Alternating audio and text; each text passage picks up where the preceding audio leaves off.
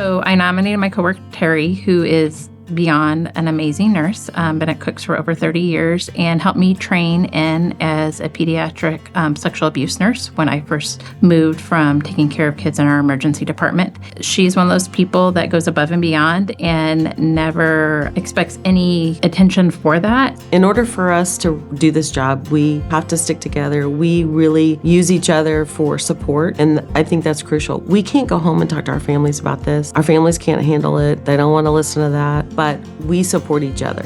And she is a great support. She's always on the Sunshine Committee and always doing something for other people.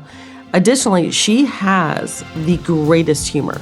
When you laugh, you feel a little bit more relaxed. Even though what we deal with and talk about is very, very serious, you have to be able to process it, and being able to process it with a little humor makes the day a little bit easier. Initially, when I was working in the emergency room, care team was part of the emergency services. They were close to us, and I knew about them.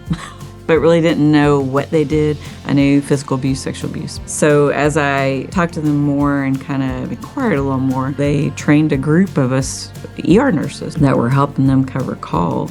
My biggest thing for Terry is that she does this without any complaints. She gets up in the middle of the night when kids require for us to see you in the middle of the night, comes in, and still shows up as a team member. So one time I came in the morning, bright and fresh from my sleep the night before, and I walk in and there are people on little pallets all over the care team waiting room. And I was like, what's happening here? She said, am I going to get in trouble for this? And I'm like, of course not.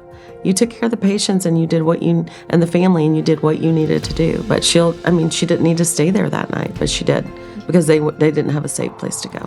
Kids are pretty resilient, and most of the time kids have dealt with it or have been dealing with it, and parents are new finding out. So a lot of times it's more counseling with the family.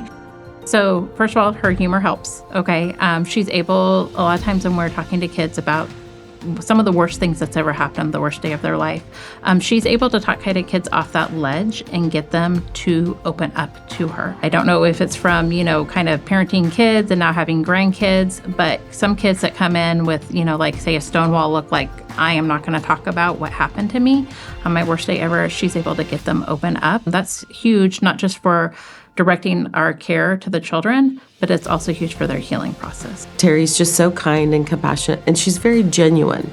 She's a very genuine person, and kids pick up on that.